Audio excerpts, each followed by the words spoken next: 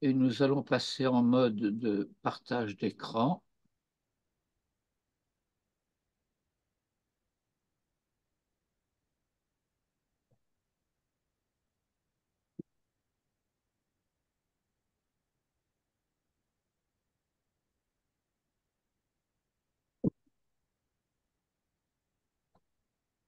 Alors, j'ai fait un double interligne. Est-ce que ça vous convient?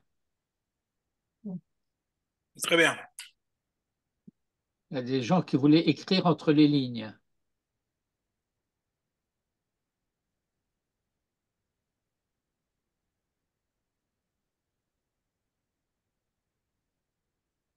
Bien, après l'introduction générale du Maharal à son commentaire, voici une introduction à la Mishnah. Hagdamat HaMishnah. Hagdamat HaMishnah, c'est le fait que la coutume a instauré qu'avant la lecture de chaque chapitre des Pirkei Avot, on lit la Mishnah, la première Mishnah du Perek Chelek. Le Perek Chelek, c'est dans la numérotation classique le chapitre 11 du traité de Sanhédrin. Et donc, cette Mishnah commence par les mots Kol Yisrael yesh lahem chelek la'olam haba. Tout Israël, mais au sens de chacun en Israël. Yesh lahem, on possède, chelek, une part d'eux-mêmes, la olam haba, destinée au olam haba. Il y a une erreur qu'il faut corriger de manière systématique et permanente. Euh, Certains, par erreur, croient que le chelek la olam haba, pardon, c'est comme une part du gâteau, alors qu'il s'agit non pas d'une part du olam haba, mais d'une part de l'homme lui-même, qui est déjà d'emblée destiné au olam haba. C'est c'est quelque chose qui est donné à la naissance. Un point de l'être.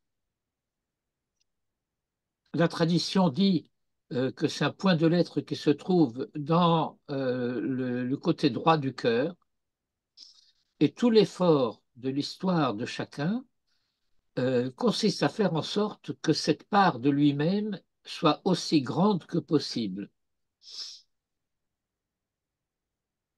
qu'elle atteigne dans la mesure du possible la stature, l'envergure de la stature complète de la personne.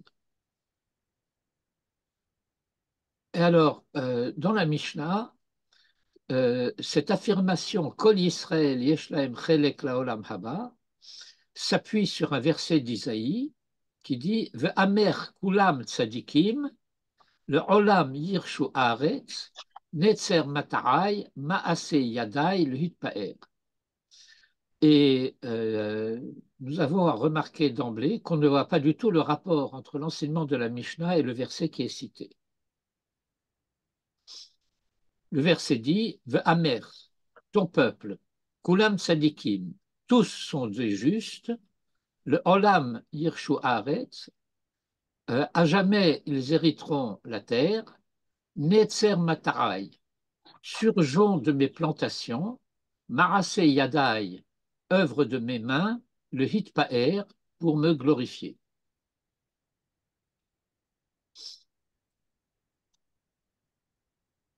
Mishnah Hazot, je commence la lecture du texte du Maharal. Mishnah Hazot, hi Mishnah Rishona shel Perek Chelek. Cette Mishnah est la première Mishnah du chapitre qu'on a l'habitude de désigner par Perek Chelek. Chelek parce que Kol Israël Yeshlem Chelek. Venahagul Omra Kodem Shematrilin Lomar Perek. Et on a coutume de dire cette Mishnah avant de commencer à dire le chapitre des Pirkei Avot de la semaine. Achar shemesaymin, et à la fin de la lecture du chapitre hebdomadaire des Pirkei Avot, Omrim, Rabbi Hanania ben Akashia, la Mishnah de Rabbi Hanania ben Akashia, que je vous ai mis en note le matin. Ratza Kadosh Baruch Hu le Zakot et Israël, le Fichach Hirba Lahem Torah ou Mitzvot, Sheneemar, Hashem Chafetz Leman Tzidko, Yagdil Torah, Veyadir, et là-dessus on dit le Kaddish. Et d'ailleurs, j'ajoute en passant qu'on a l'habitude de dire cette Mishnah de Rabbi Hanania ben Akashia après chaque étude de Torah chez Béal Pé et avant le Kaddish de Rabbanan. Le Kaddish de Rabbanan que l'on dit après chaque étude de Torah chez Béal Pé et qu'on ne dit pas après une étude de Torah chez Birtav. Le Kaddish, j'entends.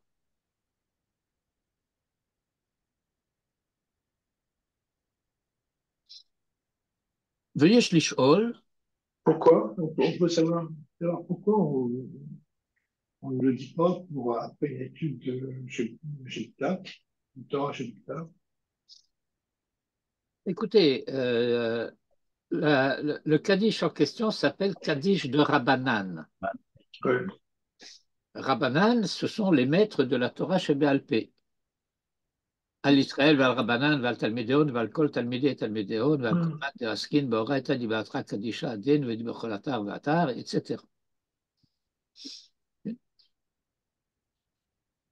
Et donc, c'est un Kaddish spécial. Euh,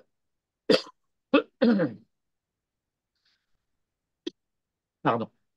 Comme tous les Kaddishim, qui ne sont pas des Kaddishim du Sidour, de la Tfila habituelle, on donne prérogative aux Avelim de dire ce Kaddish aussi. Mais a priori, ce n'est pas du tout un Kaddish réservé aux Avelim. N'importe qui euh, de, de la Keïla, et le Chazan bien entendu en premier, peut dire ce Kaddish. Et donc, je pensais que quand il n'y avait pas de Havalim, on ne lisait pas le Kaddish. On pouvait se passer de dire le Kaddish de Rabbanan. Kaddish de Rabbanan, je sais que dans certaines communautés, s'il n'y a pas de Avelim, on ne le dit pas. Mais c'est une erreur. C'est-à-dire que quelqu'un qui n'est pas du tout avec, qui a ses parents, etc., peut lire le Kaddish des Rabbanan? Bien sûr. Bon, les Khadash, favori. Hein. Comme moi aussi, c'est nouveau.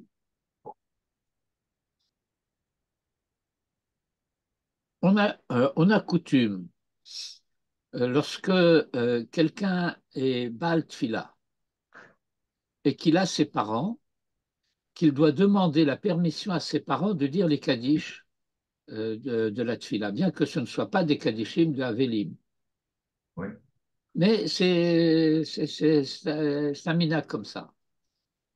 S'il ne peut pas dire les Kaddishim parce que les parents ne sont pas d'accord, alors quelqu'un de la communauté peut les dire, Avel ou pas. Je parle des Kaddishim qui font partie du Seder Atfila.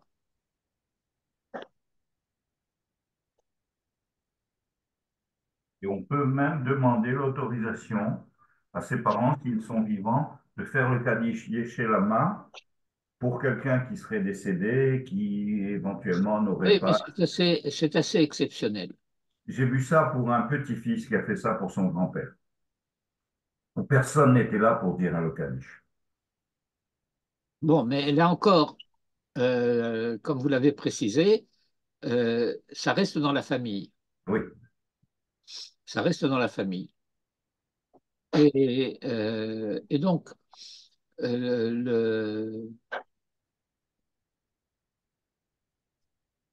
minhag chez les Ashkenazim, et c'est le minhag le plus répandu, presque universel, c'est que s'il n'y a pas de Havelim, on ne dit pas les Kadishim Yeshlama. Mhm. Chez les Sfaradim, le minhag est différent, c'est que toute personne qui a été Havel dans sa vie, lorsqu'il y a un Kaddish Yeresh Lama, dit le Kaddish Yeresh Lama. Mhm. Exact. Je suis à la ligne 5, Veyesh Lishol. Yesh Lishol, cela signifie il y a lieu de poser la question.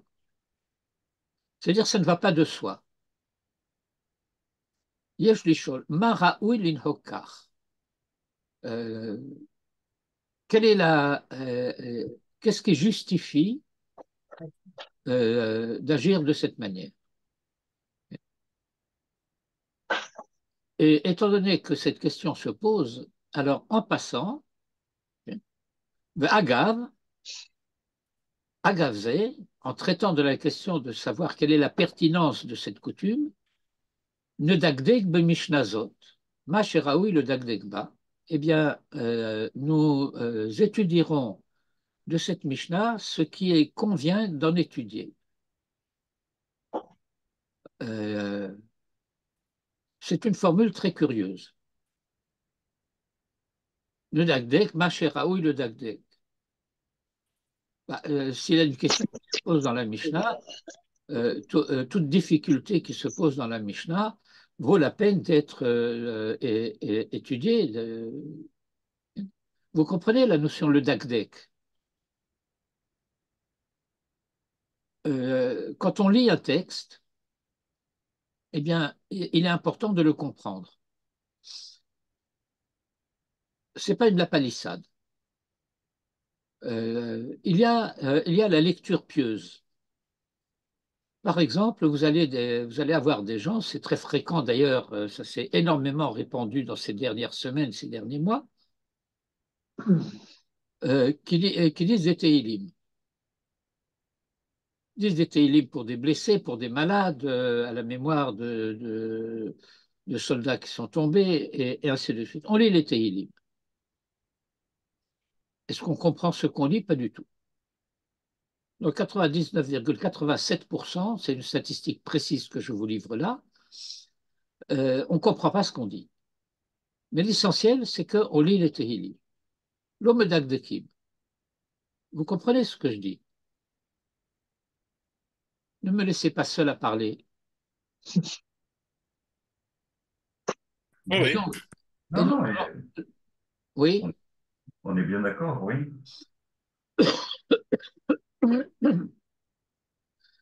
Alors, il y a ce que Manitou avait appelé et qui nous a appris à appeler les aspérités du texte.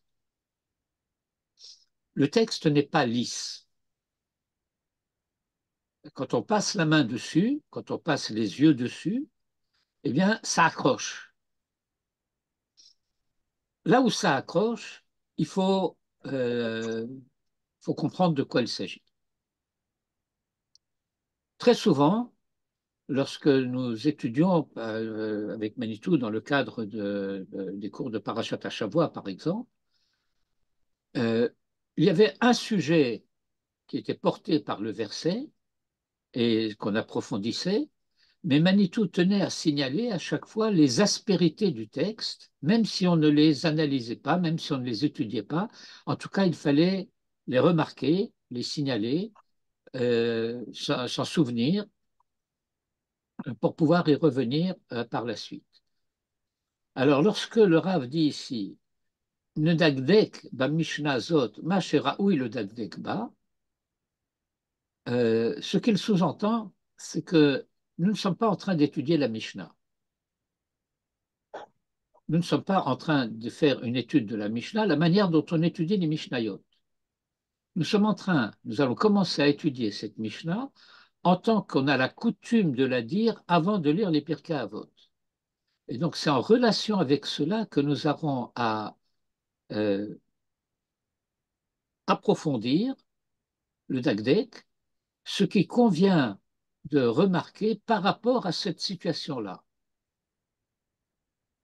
Parce que, d'une manière générale, tous les détails de la Mishnah sont importants à étudier. vous comprenez la remarque d'une espèce de réserve faite sur Mash et Raoui le Dagdegba, Oui. qui est le Dagdeg, parce qu'il y a lieu donc d'étudier Ma Inyan HaMishnah Hazot, le Maseret Sanhedrin.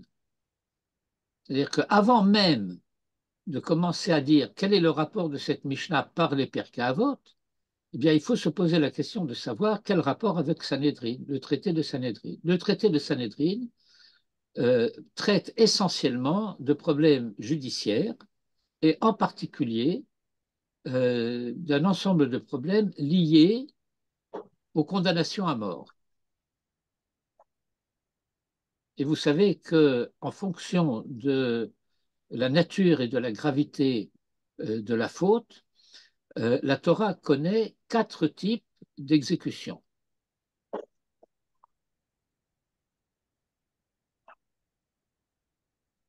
Vous vous rappelez lesquels? Oui. Chenek, Srefa, Skila. Ya, Ve, Chenek. Erev Chenek. Cherek, c'est le glaive. Chenek, c'est l'étranglement. L'onglement. Skila, Ya, c'est la c'est ce qu'on appelle lapidation. la lapidation. Et Esh, c'est le feu. Le feu qu'on mettait dans la bouche. Alors, le feu, il ne s'agissait pas de brûler quelqu'un à la Jeanne d'Arc sur la place publique de Rouen. Okay. C'est qu'on lui versait une goutte de plomb fondu Ouais. par la bouche. Euh, le- et la lapidation, c'était semblable à ce que vous avez étudié un peu la culture romaine, latino-romaine. La lapidation, c'était un gros bloc qu'on jetait sur le cœur, qu'on laissait tomber sur le cœur, hein? Non, non, Non. non. Ça, c'était si la première étape n'avait pas réussi. Est-ce que vous avez entendu parler de la roche tarpéienne? Non. Alors, il y avait un endroit aux alentours immédiats de Rome qui était un rocher escarpé à partir duquel on précipitait le condamné euh, au sol. Et donc, la skilla, a priori, ce n'est pas qu'on lui jette des pierres dessus à la manière de ce que font les évangiles. Vous savez, cette phrase que celui qui n'a jamais péché lui jette la première pierre. Oui. Oui, bah, ça n'existe pas parce qu'on ne jette pas des pierres. Ça, on le fait dans l'islam. Oui, dans l'islam, on jette des pierres. Des gros blocs de pierre cubiques. Pas des petits cailloux. Et donc, si le condamné n'avait pas rendu l'âme après la chute, alors il y avait cette histoire du bloc de pierre qu'on lui mettait sur la poitrine. Toujours est-il, le traité de Sanhedrin s'occupe des procès où le condamné risque la peine de mort. C'est dur quand même. C'est pas, je veux dire, surtout, on l'oppose à ce que font les chrétiens, les machins, etc. Nous, c'est pas comme ça, mais c'est pas, c'est pas moins dur, quoi, euh, comme mise à mort. Et la guillotine, c'est ça? Ah oui, la guillotine, c'est très, comment dirais-je, Bon. c'est humain. Bah, c'est-à-dire que c'était peut-être pas forcément humain. De toute façon, la mise à mort, c'est une violence par définition, mais disons que il y avait en tout cas un souci de faire souffrir le moins possible. Alors que là, on ne dirait pas que ce soit la préoccupation principale.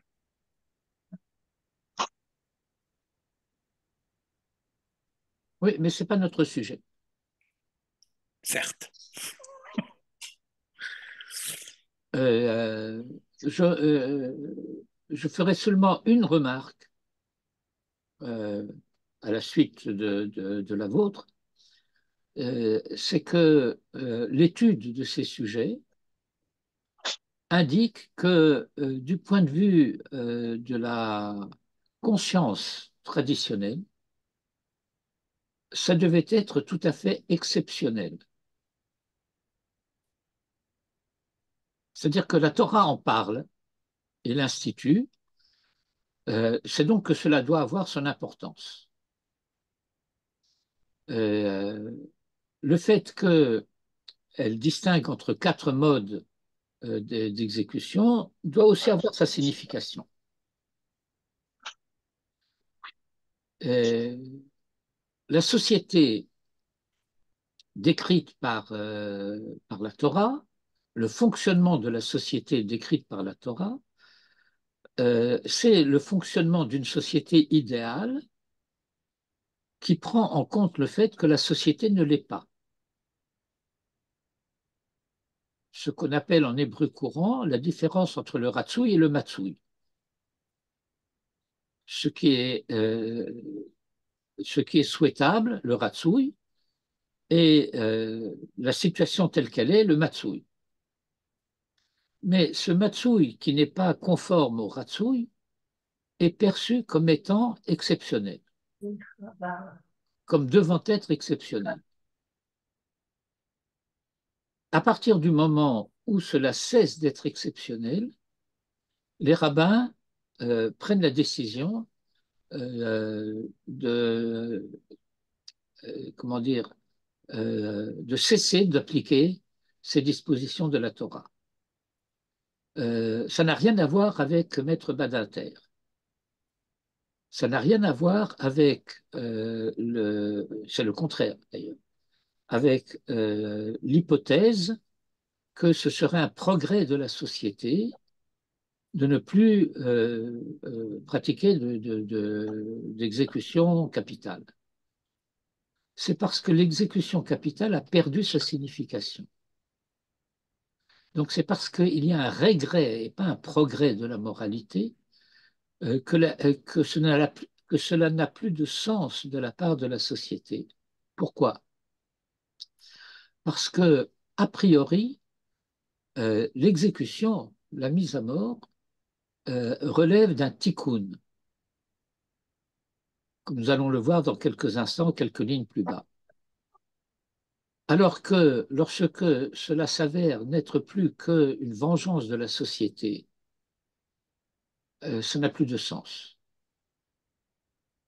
Et c'est la raison pour laquelle nous avons cette phrase dans le Talmud, pour laquelle nous avons traditionnellement une ou deux versions différentes, qu'un tribunal qui prononce une condamnation à mort une fois en 70 ans est considéré comme un tribunal d'assassins. Vous avez suivi? Une fois en 70 ans, pas 70 fois par an.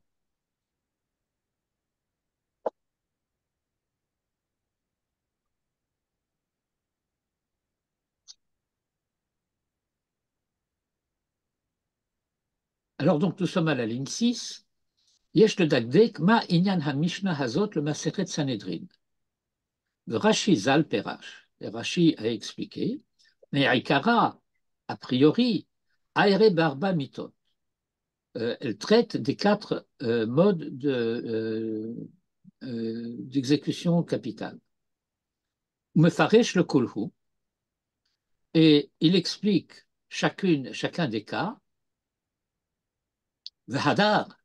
Et ensuite, Mefaresh Hane she'en lahem chelek laolam haba. Il explique le cas de ceux qui n'ont pas de part au Olam Haba, qui est la suite de la Mishnah que nous avons lue il y a quelques instants. La Mishnah dit Kol Yisrael Shem Chelek Olam Haba Shenemar Vamer Kulam Tzadikim Lolam Yirshu Haaretz Netzer Matay Maaseh Yadai Lehitpael Ve'elu Hen Shenaim Chelek. Et voici ceux qui n'ont pas de part. Et c'est donc ce que Rachid dit. Au début, on traite des cas d'exécution capitale, et ensuite on parle de cas plus graves, plus sévères, ceux qui ont perdu leur part au Olam Haba. Verotzelomar, et cela signifie Achar de katane otam shechayavim mita baolam hazeh, que après avoir étudié le cas de ceux qui ont mérité la mort en ce monde, Batarze, ensuite, Tana Otam, il enseigne, Tana, c'est l'enseignement de la Mishnah, c'est l'essentiel de la Torah Shebalpé, chez En Lahem Chelek l'Olam Haba, qui ont perdu, qui n'ont pas de part, d'eux-mêmes, il ne reste plus rien d'eux pour le Olam Haba. Vehem Metim, et ils meurent, Vene Evadim min ha-Olam Haba, et ils meurent aussi et sont perdus de Olam Haba. Leur mort est une mort totale. Il ne reste rien d'eux pour l'avenir. Ulfi Perusho, et donc d'après le commentaire, l'explication de Rashi, Tsarich Lomar, il faut dire, Ma shelo itri la tana min ve'elu she'en lahem chelek l'olam haba, que le fait que la Mishnah ne commence pas par voici ceux qui n'ont pas de part, de Imken, et là, il y a une incise. Cela aurait signifié Have Mashma, Shim Hayalo Laze Shamar En Torah Min Hashamaim Vechaverav Shar Mitzvot Amachriin Lezuchut, Ad Shaya Ruvo Zchuyot, Hayalo Chelek L'Olam Haba.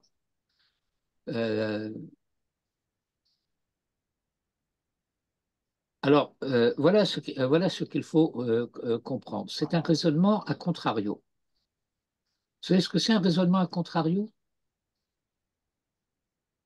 C'est-à-dire que s'il n'y avait pas cette Mishnah de Kol Yisrael Yeshtem Chelek, et on avait commencé par dire voici ceux qui n'ont pas de part, on aurait compris ceux qui n'ont pas de part parce que ils n'ont pas d'autres mérites qui contrebalancent cette culpabilité. Mais s'ils avaient d'autres mérites, alors ces mérites-là l'emporteraient sur la sentence très grave de En Lahem Chelek et ils auraient quand même, par le mérite de ces différentes mitzvot, maasim tovim, qui l'emporteraient majoritairement sur la faute de les raisons pour lesquelles il n'aurait pas de part. Et donc, le fait que la Mishnah commence par Kol Yisrael Yeshlem Chelek Olam Haba Ve'ilu Hen She'en Lahem ne permet pas de faire ce raisonnement. Est-ce que c'est suffisamment clair? Bien. Juste une précision, ça veut dire que a priori tout le monde a, mais ceux qui ont fait ça sont exclus parce que c'est rédhibitoire. Tout à fait. Tout à fait. Et alors, le Maharal va développer ce qu'il vient d'expliquer à partir d'un enseignement qui se trouve dans le traité Kiddushin, à partir de la page 39b.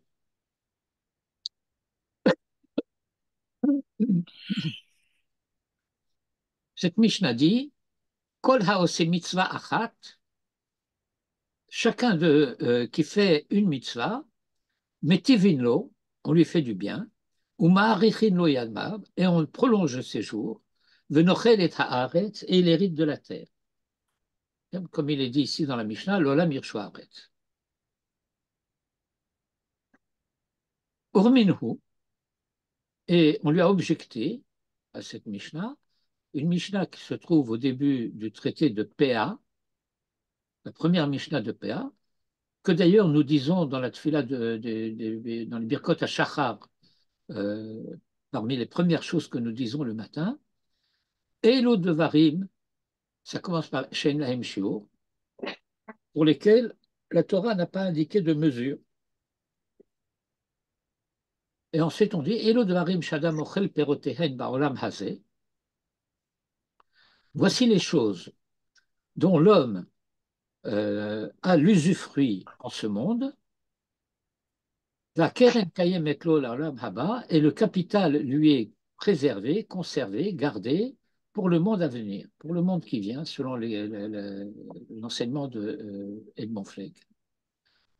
Umetaretz Rabbi Yehuda hachi kama.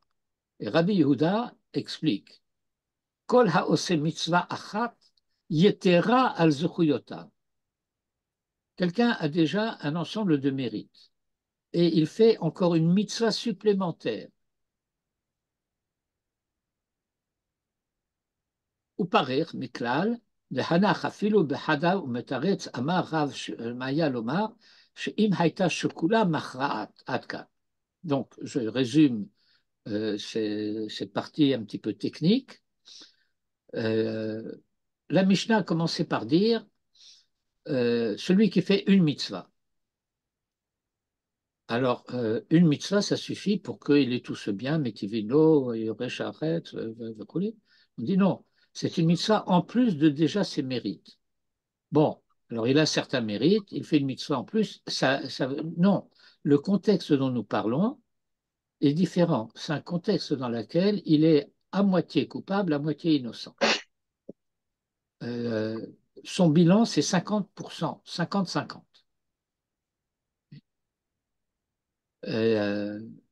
Ce que dit la fin de la ligne 16, Amarav Shmaya, Lomar Sheim Haïta Shkula Machra'at. C'est pour te dire que si il est en équilibre, eh bien, la mitzvah supplémentaire qu'il ferait, eh bien, elle est Machra'at, elle est déterminante. Aïn Chaf, que vous avez au début de la ligne 17, ça veut dire Adkan, ce qui signifie fin de citation. Ushma'inan Mizé. Et nous en apprenons, Afal Gav de Katane, Elu Devarim Sha'adam Ochel Perotehen Vekoulé, que bien que on enseigne dans la Mishnah, voici les choses dont l'homme consomme l'usufruit en ce monde, En Perusho Bechada Bilvad. Cela ne signifie pas dans le cas d'une seule. Et la Aire Shechetzio Skuyot Vechetzio Chovot. Mais dans le cas où il est à moitié méritant et à moitié déméritant. Ve'ika Bahade Zechuyot. Et que parmi les mérites, les 50% de mérites qu'il possède, eh bien, se trouve l'une de ces choses dont on dit que le capital lui est réservé pour Olam Haba. La Mishnah ne ment pas. Et donc, il est à 50-50. Quel va être son sort?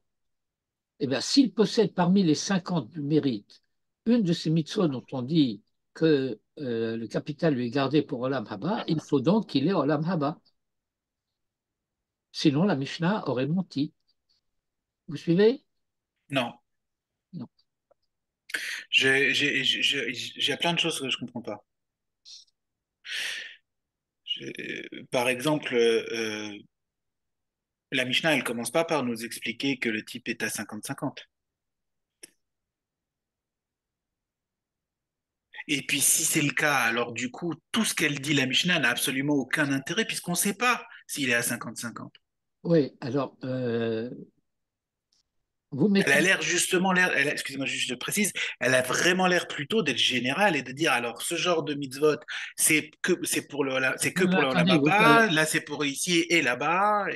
non, non, alors d'abord, votre remarque est tout à fait pertinente, sauf que ensuite vous commencez par analyser par le milieu. Ok.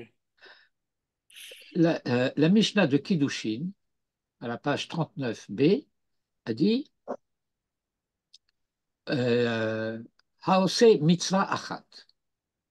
Celui qui fait une mitzvah, metivino. Alors, ce qui veut dire que la Mishnah commence par parler dans ce que j'appellerais un non-dit. Mais la Mishnah ne s'exprime pas, si je puis dire, dans le vide. La Mishnah est énoncée dans un contexte culturel, social donné. c'est parce que cette information s'efface avec le temps. Vous savez, vous connaissez cette expression en français, cela va sans dire. Mhm. Bon. Et on ajoute tout de suite, mais ça va mieux en le disant.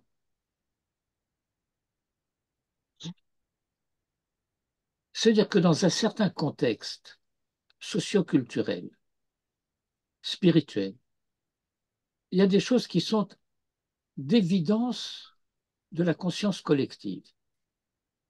Et donc, on ne devrait pas avoir besoin de le signaler. Mais précisément, le problème qui se pose euh, concernant des choses dont on ne parle pas parce qu'elles vont sans dire, c'est qu'à force de ne pas en parler, on les oublie, parce que la société évolue et que les évidences de la génération précédente ne sont pas nécessairement les évidences de la génération suivante. Et donc, à force de ne pas en parler, on les oublie. Et lorsque quelqu'un y fait référence, on ne comprend plus de quoi il parle. C'est la raison pour laquelle le Talmud a été mis par écrit. C'est pour ça que la Mishnah a été mise par écrit. Mais ils ont été mis par écrit, non pas en tant qu'innovation, mais en tant qu'aide-mémoire. Vous savez, les fiches pratiques Bordas, là, pour les antisèches du bac, vous connaissez cette littérature. Mhm. Ça n'aide pas à passer le bac si on n'a jamais rien appris. Mais quand on a appris, alors ça rappelle des choses, ça fixe certains détails. Bon. Or, la Mishnah ici, la Gemara ici, nous donne un aperçu méthodologique du processus d'oubli. Première étape, la Mishnah se contente de dire celui qui fait une mitzvah. Mais tu te rends bien compte, toi le lecteur, hein, qu'une mitzvah à elle seule ne se permet pas de justifier tous les bienfaits que la Mishnah lui promet. Il faut bien qu'il y ait autre chose. Okay. Alors, première étape, eh bien, j'ai une autre Mishnah qui est un peu parallèle à celle-ci, mais qui enseigne le fait que euh, certains mérites sont mis en réserve pour le monde à venir. אלו דברים שאדם אוכל פירותיהם בעולם הזה, והקרן קיימת לו לעולם הבא. כיבוד אב ואם, גמילות חסדים, un certain nombre de mitzvot importantes concernant en particulier les relations à autrui, à commencer par les parents, dans la mesure où les parents sont des autrui, ce qui n'est pas une évidence absolue. Et donc, de dire, eh bien, il y a le capital et puis il y a un usufruit. Et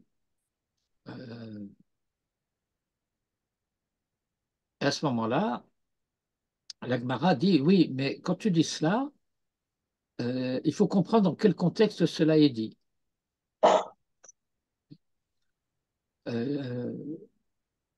C'est le fait que eh bien, l'homme n'a pas seulement des mérites, il a aussi des démérites, ce qu'on appelle ici des chovot. Chov, ça veut dire une dette, ça veut dire une culpabilité. Et donc, on finit à partir de là pour dire la situation dont on parle depuis le début, c'est une situation où on considère la personne comme étant sur la corde raide, elle a 50% de mérite et 50% de démérite. Et maintenant, que va-t-il se passer? Alors la Mishnah commence par traiter du cas où il a fait une mitzvah supplémentaire. Et donc maintenant, avec cette mitzvah supplémentaire, ça fait pencher la balance du côté du mérite. Mais on précise, la raison pour laquelle on a cité la Mishnah de Péa, Elo Devarim Shadam Ochel Peotehen, c'est pour dire que même quand il est à 50-50, si parmi les 50 du mérite, il y en a une qui appartient à cette catégorie de Elo Devarim, alors cela lui assure quand même le Olam Haba, puisque cela lui est promis, Ochel Peotehen Baolam Hazeh, Vakeren Kaimet l'Olam Haba. Ça va jusque-là? C'est plus clair? Oui, c'est un raisonnement Oui, non. par défaut. Le raisonnement mathématique semble Non, satisfaisant. non attendez. Le raisonnement ici du Talmud demande de réintégrer des connaissances qui devraient être connues, mais qui risquent d'avoir été oubliées. Et nous avons un exercice d'école, si je puis dire, dans cette Mishnah, pour nous rappeler ce principe. C'est que dans tous les cas de l'étude du Talmud, il en est ainsi que cela suppose un certain nombre de choses qui sont, euh, comment dirais-je, euh, qui sont supposées être connues et, et qui sont restées orales. Comme je le dis souvent, le Talmud, dans son ensemble, c'est les initiales d'une table de matière d'un livre non écrit. Donc, Alors, je voudrais mieux comprendre parce que j'ai un peu de mal. Quand on commence en disant Kol Israël, Yesh Lahem Chelek Le'olam Haba. D'accord. Ensuite, là, on va nous dire que certaines personnes n'ont pas de Olam Haba. On va voir. Sont privées du Olam Haba. On n'a pas vu encore les cas. Maintenant, on est dans un troisième cas où il y a 50% de mérite et 50% de démérite, comme vous le dites. Maintenant, si même j'ai 50% de démérite et 50% de mérite, j'ai quand même, en tant qu'Israël, avec le Olam Haba. non, non, là, excusez-moi. Euh, vous anticipez la suite du raisonnement. Et on ne peut pas faire ça. Ah, bon, d'accord. Ok. Euh, il y a un certain développement. Il y a un certain développement. Ok. Euh, le, nous partons du commentaire de Rachi. Le commentaire de Rachi nous dit quelque chose d'important. Les premiers chapitres du traité de Sanhédrin ont parlé des cas de condamnation à mort. Et ce chapitre, eh bien, il va traiter de ceux qui n'ont pas de Olam Haba. Pourquoi commence-t-elle par parler précisément de ceux qui ont Olam Haba?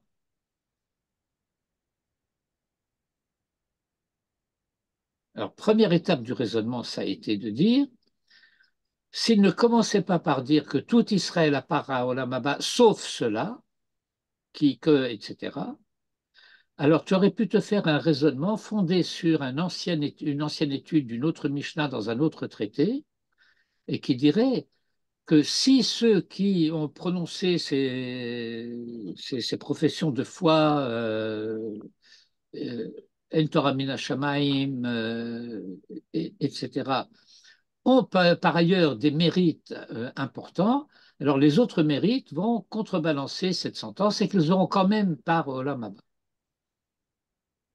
Le fait qu'elle ait commencé par dire tout Israël sauf cela, ça veut dire que cela insiste sur le sauf cela, c'est-à-dire quels que soient les mérites qu'il puisse avoir par ailleurs. Ah, quels que soient les mérites. Bon.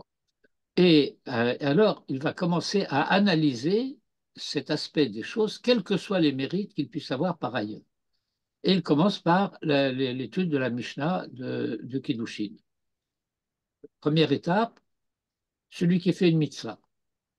Ensuite, celui qui fait une mitzvah en plus de ses mérites. Enfin, finalement, celui qui fait une mitzvah, alors qu'il est à 50-50, mais même quand il est à 50-50, si parmi les mitzvot du 50% positif, il a une des mitzvot dont on lui dit que le capital lui est réservé pour Olam Haba, il a quand même Olam Haba. On en est arrivé à ce point de l'analyse. Alors, en plus de l'analyse technique du cas étudié pour lui-même, c'est mitzvah achat, etc., j'ai expliqué que d'un point de vue de la méthodologie du Talmud, nous avons ici la description d'un cas d'école, si j'ose dire, qui nous enseigne euh, sur le modèle de ce qui est expliqué ici, comment ça se passe partout. Ce n'est pas expliqué de cette manière. C'est qu'à chaque fois, le problème qui se pose, c'est qu'on risque de ne pas comprendre de quoi la Mishnah ou la Gemara parle, parce qu'il y a un élément d'information traditionnel qui est absent, de la mémoire, mais qui est présent dans la mémoire de ceux dont la mémoire a été préservée, à savoir ceux qui auront la charge d'enseigner aux autres. Et que la raison pour laquelle, la plupart du temps, on ne comprend pas de quoi parle le Talmud, c'est parce que on se focalise essentiellement sur la partie qui est écrite. Et que j'expliquais que cette partie écrite, en réalité, est un résumé d'un livre qui n'a pas été écrit. Si vous avez lu des romans du 19e siècle, et que vous avez vu la table des matières de ces romans du 19e siècle, alors vous avez chapitre X, dans lequel il est expliqué comment, machin, truc, chose, etc. Ça prend 3 lignes. Le chapitre, lui, il va faire 3 pages ou 10 pages. Mais dans la table des matières, on a résumé un peu le contenu du chapitre. Quand vous avez lu le livre et que vous relisez la table des matières, alors la lecture de la table des matières vous remet en mémoire tout le livre. Si vous êtes une personne cultivée, que vous n'avez pas lu le livre, mais que vous lisez la table des matières, vous pouvez imaginer ce que peut être le contenu du chapitre, si c'était vous qui l'aviez écrit. C'est comme ça que ça se passe avec l'étude du Talmud. Certains laissent parler leur imagination et ils n'étudient pas, ils font de la littérature. Parce que c'est fondé sur une subjectivité émotionnelle et pas du tout sur des connaissances rationnelles.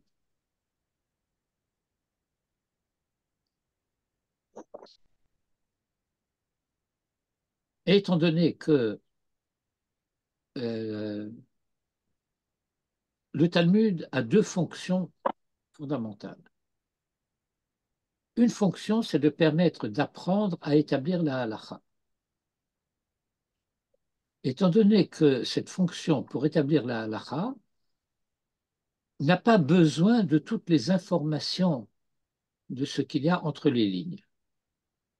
Ce qui est écrit, tel que c'est écrit, suffit pour apprendre comment on établit la halakha. Remarquez bien ce que je dis.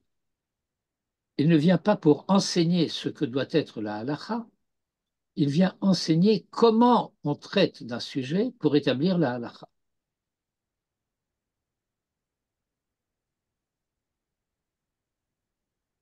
Et alors, cela veut dire que cette dimension de l'étude du Talmud vous permet d'atteindre le comment et le quoi de la Torah. Mais cela ne vous permet pas d'atteindre le pourquoi de la Torah.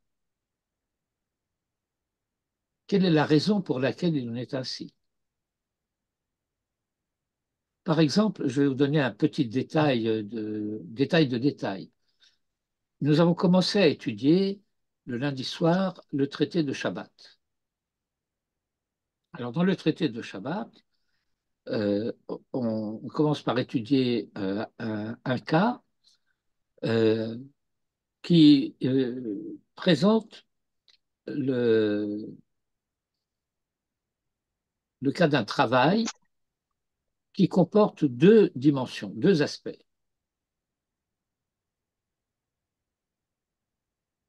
Et on nous explique, celui qui, à lui tout seul, a fait les deux parties du travail, il est coupable. Mais si ce travail a été fait par deux personnes, l'une qui a fait le début, l'autre qui a fait la fin, alors ils sont tous les deux innocents. Qu'est-ce que ça veut dire qu'ils sont tous les deux innocents? Alors on va dire, du point de vue de la Torah, ils sont quittes, mais les rabbins interdisent. Les rabbins ne veulent pas qu'on se mette à deux pour tourner la loi. Okay. Et alors, sur ce fait-là que les deux sont quittes, la Gemara intervient. Mais pourquoi tu me dis que les deux sont quittes? Finalement, entre les deux, l'acte a été commis, le travail a été fait. Et donc, puisque le travail a été fait, pourquoi serait-il innocent? Vous avez suivi jusque-là? Quel est le sous-entendu qu'il va falloir mettre en évidence?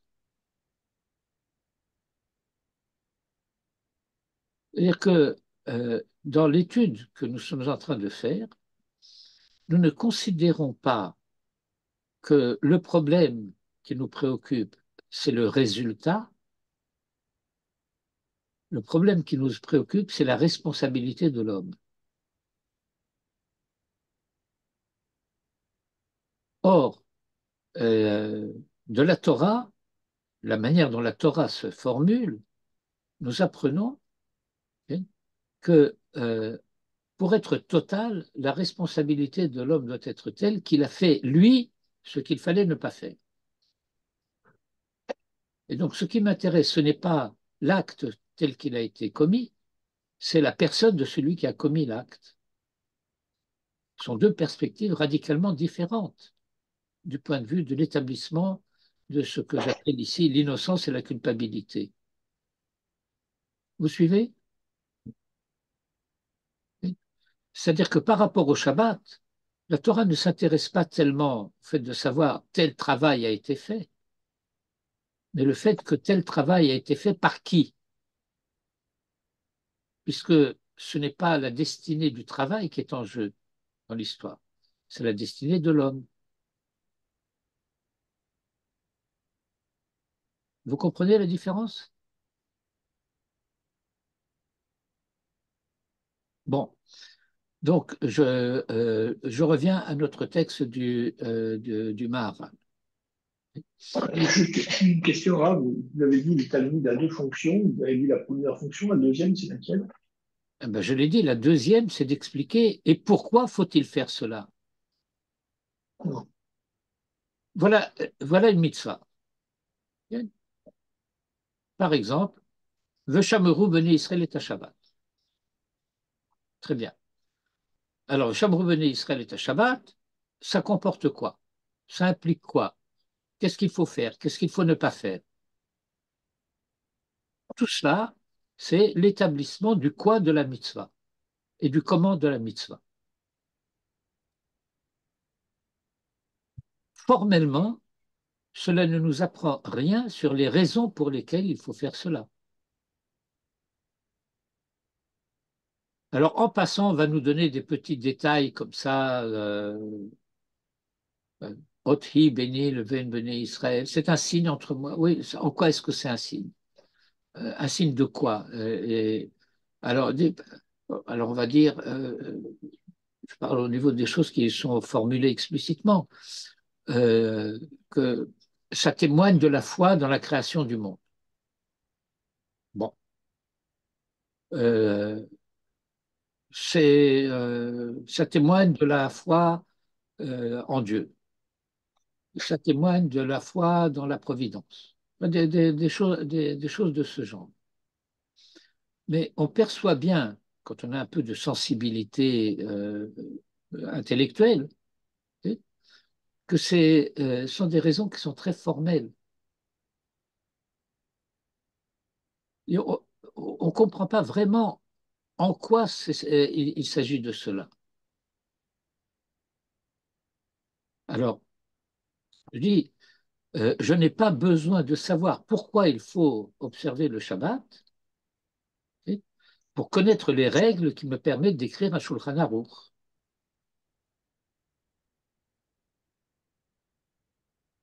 Et si euh, l'essentiel de la préoccupation, c'est de bien connaître les règles, alors le Shulchan Aruch va être un guide intéressant à ce sujet.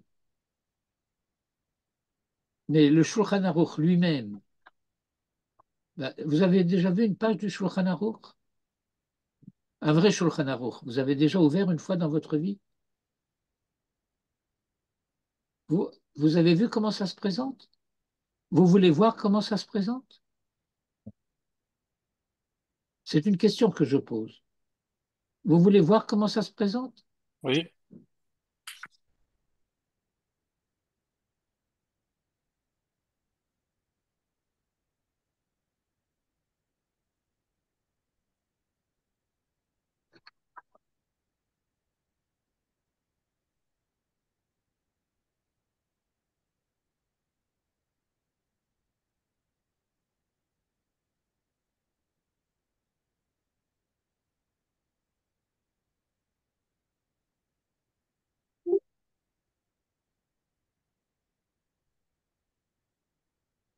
Je ne me souviens plus si j'ai fait cela en mode de partage d'écran ou pas. Non, là, vous partagez pas. Non. Bon, vous voyez comment ça se présente? Alors, vous avez ici au milieu le Shulchan Aruch. Le Shulchan Aruch en lettres carrées, c'est l'œuvre de Rabbi Yosef Karo. L'œuvre de Rabbi Yosef Karo qui énonce la halakha essentiellement pour le monde séfarade.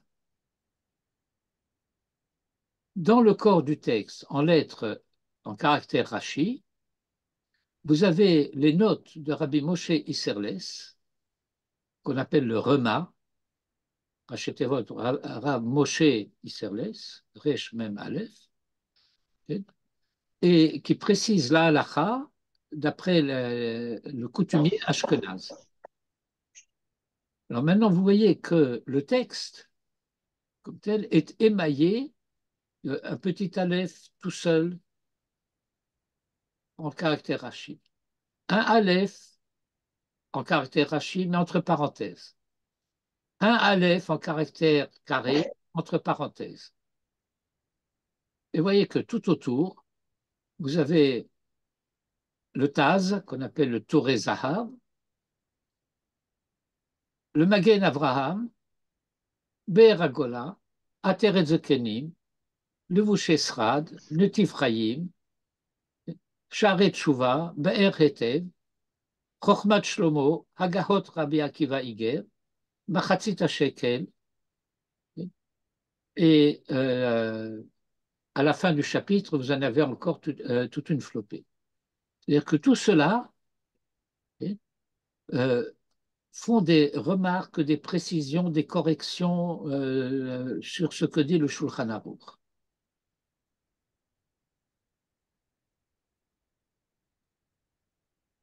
Et, euh,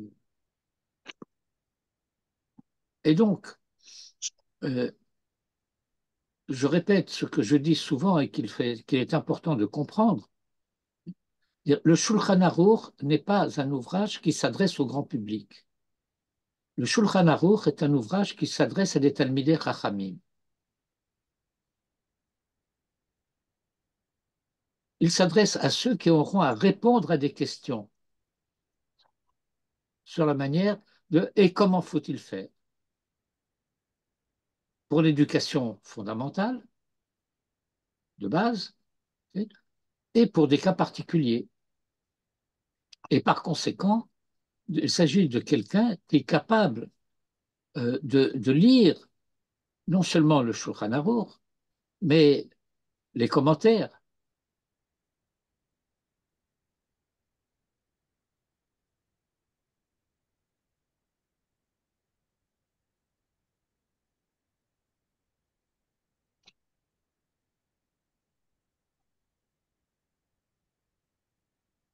et alors, par exemple, voilà, donc ici, nous sommes dans le cas du début du Shulchan Aruch, et ici, c'est Anhagat Bet HaKnesset, la conduite à tenir à la synagogue, qui comporte 17 paragraphes. Premier paragraphe, que chez Ikanes le Bet HaKnesset, Yomru hitkavdu mechubadim v'chule. Alors d'abord, si vous êtes un ignorant total, vous ne savez pas du tout de quoi parle le v'chule. Quelle est la suite de ce qu'il y a à dire? Donc cela suppose qu'on s'adresse à quelqu'un qui connaît la suite. Et il ajoute, V'arshav lo nahagu leomro. Tu commences par dire, quand il rentre à la synagogue, il faut qu'il dise tel verset, et aujourd'hui on n'a plus l'habitude de le dire. De quoi tu parles? Pourquoi faut-il le dire et pourquoi on n'a plus l'habitude? Alors, pour comprendre de quoi il s'agit, d'abord le Aleph ici, V'arshav lo nahagu leomro, c'est un appel de notes qui se rapporte ici au Magen David, et Varshav coulé, pour quelle raison on n'a pas l'habitude de le dire. Mais vous avez aussi le petit Aleph. Alors le petit Aleph, il va vous envoyer quelque part en bas, dans le Sharet Shuvah. Et vous avez aussi ce qui va vous envoyer dans le Baer Etev. Et puis vous avez des commentaires pour lesquels il n'y a pas de notes, d'appel de notes dans le texte, et qui ont été rajoutés. Et donc, à chaque fois, vous voyez par exemple sur le guimel qu'on n'a pas lu, mais qui vient un peu plus bas dans le texte, et, euh, la longueur, tout ça, jusqu'ici. Ça va depuis ici jusqu'ici. Tout ça pour commenter quoi euh, Im nifna b'makom megoulé, she'en mechitzot, yechaven she'yihye panav ladarom ve'achorav letzafon. Bon, euh, il s'agit du cas où quelqu'un a été pris d'un besoin. Et il n'y avait pas de toilette comme dans nos synagogues actuelles. Et donc, il y a un endroit euh, euh, qui n'est pas fermé. Okay. Makom megoulé she'en mechitzot. Alors, quelle doit être son attitude? Alors là-dessus, vous avez tout ça.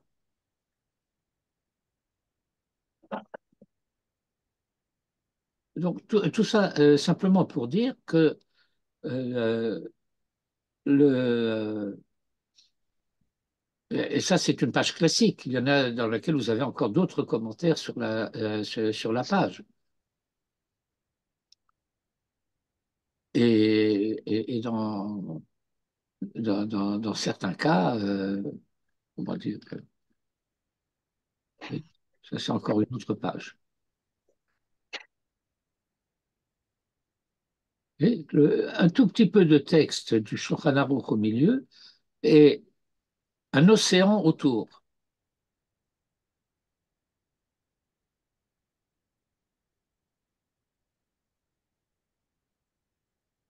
Bon,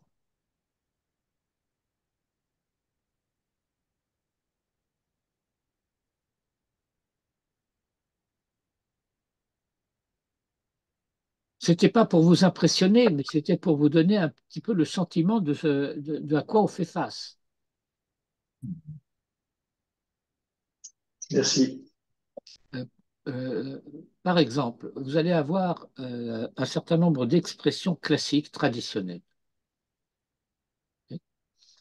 Par exemple, vous allez avoir un enseignement qui est donné par la Mishnah, et puis vous allez avoir, et c'est le cas aussi parfois chez les commentateurs du Shulchan Aruch, une question qui va être Bameh devarim amurim. De quoi parle-t-on? De quel cas s'agit-il? Euh, la Mishnah a parlé d'une manière absolument catégorique et tout à fait globale. Tout le monde! Et la Gemara va dire tout le monde, dans quel cas? Alors, il y a comment dire, l'analyse logique, formelle, qui permet de comprendre de quoi la Mishnah a voulu parler et dans quel cas cela se situe, etc. Et cela permet d'établir la halakha. Mais la question qu'on ne pose pas, et par conséquent on n'y répond pas non plus apparemment, c'est-à-dire, et s'il en est ainsi, pourquoi la Mishnah a-t-elle commencé par dire tout le monde? Puisqu'il s'avère que ce n'est pas vraiment tout le monde.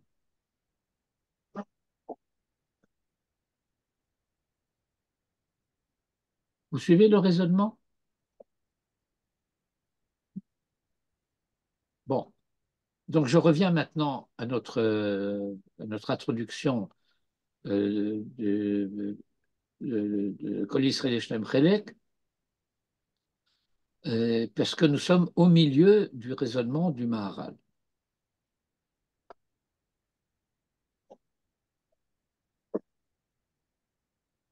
Nous sommes au milieu de la ligne 19. Je ne reprends pas toute la marche du raisonnement, j'espère que vous l'avez, sinon il va falloir que je répète.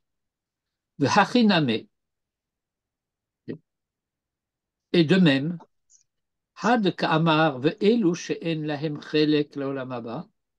le fait qu'il ait dit, voici ceux qui n'ont pas de part au Olam Haba, Hayinu, ce serait dans le cas, d'Afka précisément, Echad Chetio Zchuyot veChetio Chovot, où il serait à moitié innocent, à moitié coupable, ou Behad Chovot, et que parmi les démérites, Ikar Chada Mehana Chaverot, il y aurait l'une de ces fautes-là qui vont être décrites dans la Mishnah, voici ceux qui n'ont pas de part. Alors cette faute-là, bien qu'il soit à 50-50, serait décisive. Macha'at Chada Minhana Chaverot. C'est-à-dire, dit, voilà, on pense qu'on pourrait éventuellement établir un parallèle qui dit 50-50 et parmi les 50 du mérite, il en a une de celles dont il est dit que le capital lui est gardé pour Olam Haba, et bien celle-là l'emporte et qu'il a néanmoins part à Olam Haba, bien qu'il ne soit qu'à 50% de mérite. Et que de la même manière, le même raisonnement pourrait être fait en sens inverse, qu'il est à 50-50, mais que parmi les 50 du démérite, il y a l'une de ces fautes dont il va être parlé dans la Mishnah, Ve'eluhen she'en lahem chelek l'olam haba, et qu'à ce moment-là, cette faute-là l'emporterait et,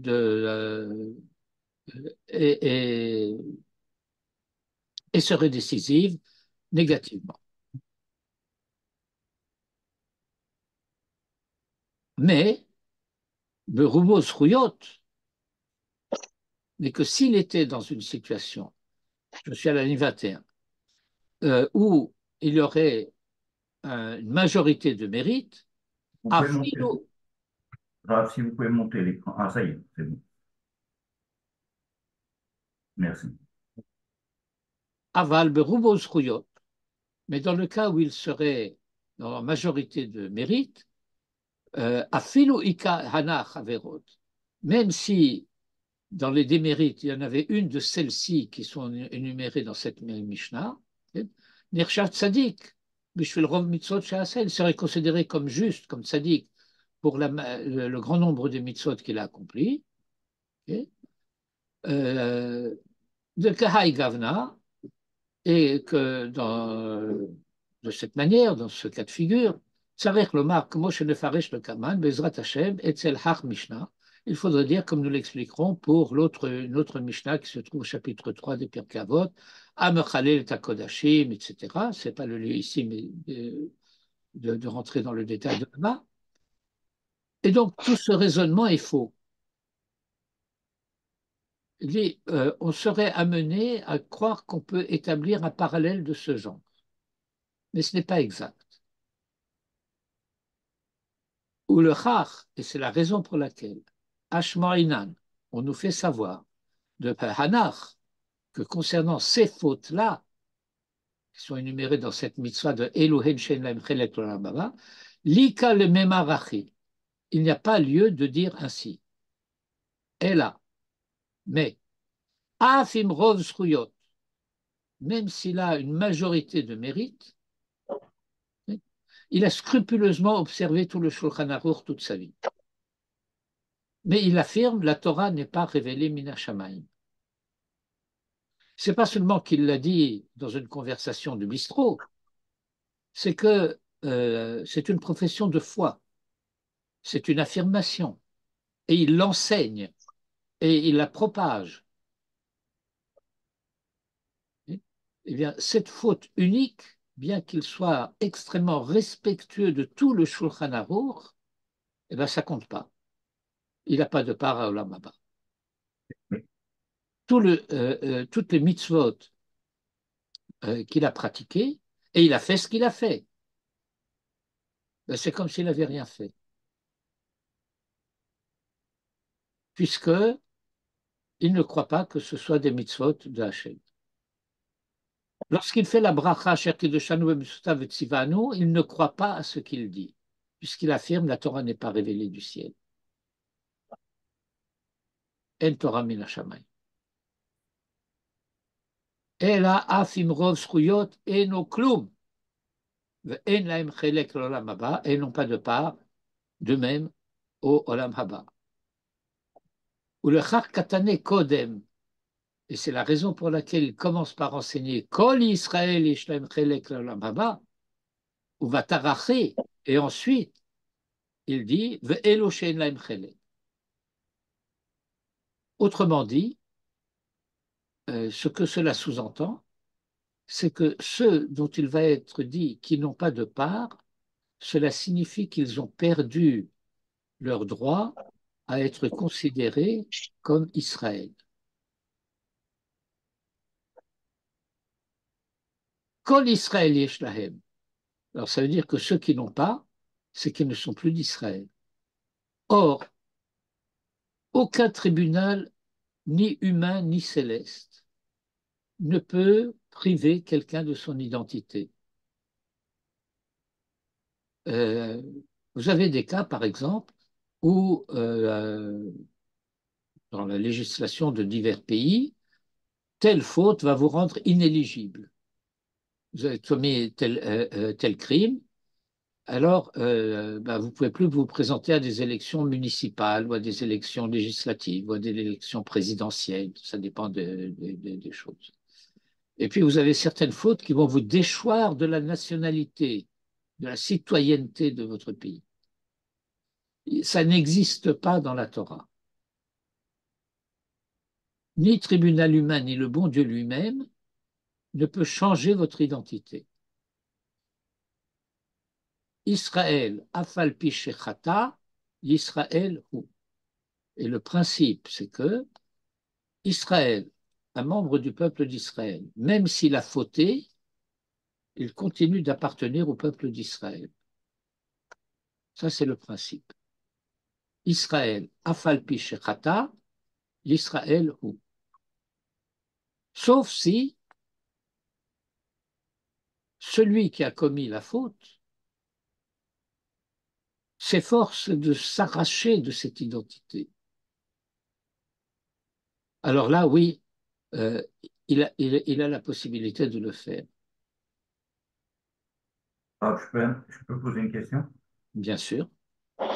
Merde. J'avais cru comprendre au début qu'il était question d'Avodazara. C'est-à-dire celui qui n'a qui fait comme vous l'avez dit, il peut faire toutes les mitzvot d'une manière parfaite, sans penser que cette Torah vient du ciel, sans penser que la Torah vient de Dieu, etc., etc. Mais, et ensuite, vous avez débouché, ou nous avons débouché sur un autre cas, celui qui décide de ne plus avoir d'identité. Non, mais je précise, euh, c'est pas facile pour quelqu'un de décider de perdre cette identité. Et donc cette Mishnah, qui n'est pas celle que nous étudions, puisque nous étudions la première partie de la Mishnah et pas la deuxième, et qui va dire Ve'eluhen she'en lahem chelek. Et voici ceux qui n'ont pas. Prenons, Attendez, c'est Haomer et Torah min hashamayim.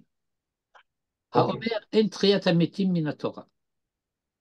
C'est-à-dire celui qui dit la Torah n'est pas révélée. Celui qui dit, pour compréhension immédiate, la Torah n'enseigne pas la résurrection des morts. Euh, et il faut comprendre qu'il ne s'agit pas, encore une fois, de conversation comment dirais-je, au coin du feu ou autour d'un petit blanc au café. Il s'agit de quelqu'un qui a fait profession de foi de cela. C'est pas qu'il a dit une parole en l'air. Comme disait Manitou, il a dit une bêtise, alors on va lui enlever son lamaba. non, non. Bon, ben non, il ne s'agit pas de quelqu'un qui a dit une bêtise, il s'agit de quelqu'un qui fait profession de foi de cela, qui l'enseigne, qui le propage, etc. Bon. Donc ça veut dire que cette Mishnah va énoncer un certain nombre de principes dont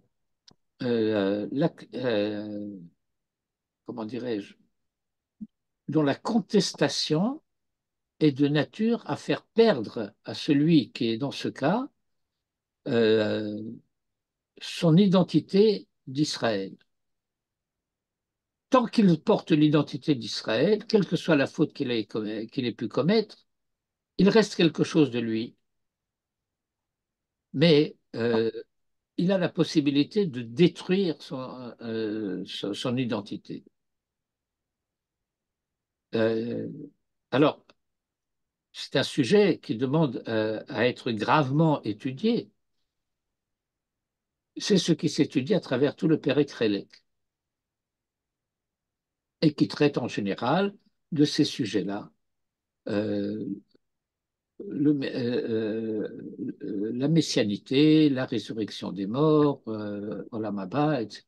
Est-ce qu'on peut, dans cette catégorie, intégrer euh, quelqu'un qui dit, moi, j'ai plus rien à voir avec le judaïsme et j'ai décidé de m'assimiler, je serai un bon, etc., etc., mais j'ai plus rien à voir. Je respecte plus les mitzvot, euh, non, rien, j'ai plus rien à voir avec les règles de ce peuple. Oui, alors? C'est le cas de nombreux juifs qui s'assimilent, qui le font volontairement ou Alors, écoutez, involontairement. moi, je n'ai pas de statistiques à ce sujet. Je ne sais pas qui sont les nombreux juifs qui sont dans ce cas. Euh, le, euh, je vais vous dire quelque chose qui va vous surprendre énormément. Il va vraiment vous surprendre énormément. Je pense que ça va vous surprendre énormément. Un des enseignements de la Torah et du Talmud, de ce point de vue-là, c'est que ones rachamana patre. Et, C'est-à-dire que quelqu'un qui agit sous la contrainte, en fait, oui. il est quitte.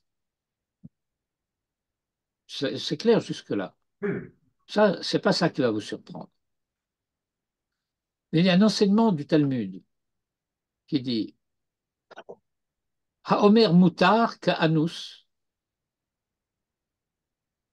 Celui qui dit ben, moi, je veux manger du porc parce que rien ne l'interdit. Vous avez suivi la phrase Oui, que je oui, viens oui. de dire? Ça, c'est autre Celui qui chose. dit je mange du porc parce que rien ne l'interdit, on le considère comme agissant sous la contrainte. Ah bon? Ah ouais, Oui, ça me surprend. j'imagine que ça vous surprend. J'espère que ça vous surprend. J'espère même que ça vous choque. Ça veut dire que euh, le, celui qui va s'exclure sur le modèle que vous avez décrit tout à l'heure, je ne veux rien avoir à voir avec ça. D'abord, de toute façon, tout ça, c'est des histoires. Il n'y a rien qui est interdit, etc. Alors, la tradition va le considérer comme agissant sous la contrainte. Une contrainte dont il n'a même pas conscience s'exerce sur lui. C'est pourquoi il agit à la manière dont il agit et réagit à la manière dont il réagit.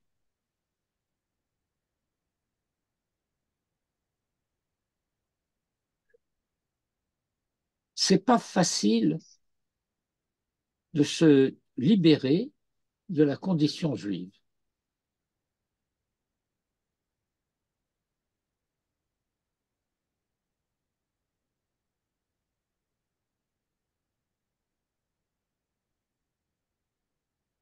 On avait l'impression que le Maral de Prague disait le contraire. Non, le, euh, le, encore une fois, nous sommes au milieu d'un développement.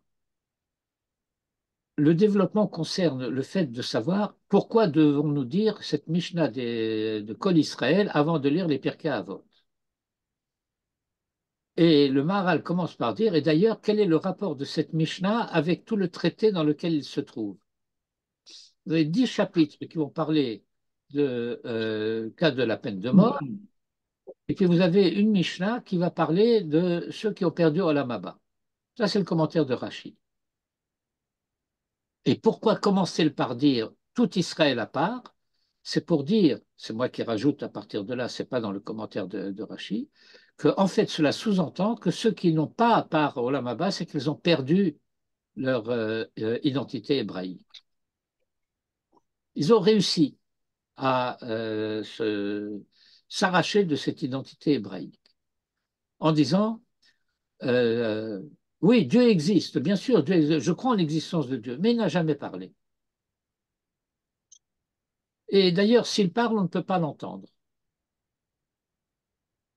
Le philosophe du Kuzari, par exemple, qui n'est pas juif, mais qui explique que l'infinie transcendance divine fait qu'il ne s'occupe absolument pas de ce monde vil et terrestre dont il ne connaît pas les créatures qui sont comme des grains de poussière anonymes, etc.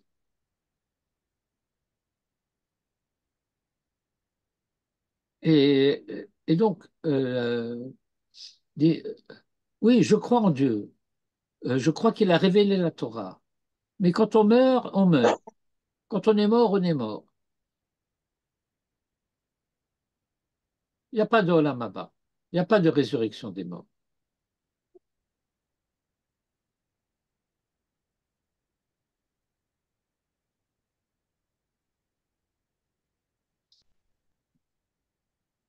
Il y a un livre du professeur Neher qui m'a beaucoup choqué quand je l'ai lu.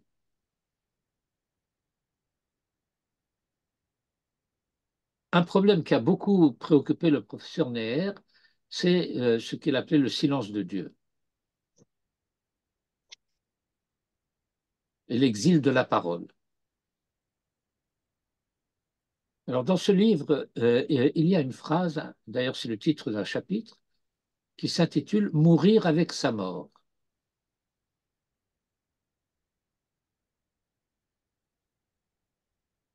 C'est un chapitre très ambigu, parce que tout le monde meurt avec sa mort. Ça veut dire quoi, mourir avec sa mort? Mais mourir avec sa mort, avec le sous-entendu que, bah, zéou, il n'y a rien après.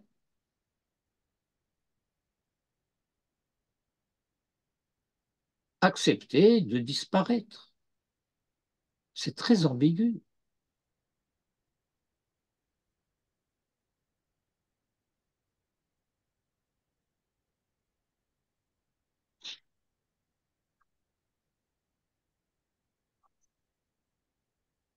Et donc, euh, nous sommes encore dans le stade du raisonnement où le Maharal explique le rapport qu'il y a avec la Mishnah de Kol Israël avec le reste du traité de Sanhédrin. Mais on n'a pas encore commencé à parler de son rapport avec les Pirkei Avot.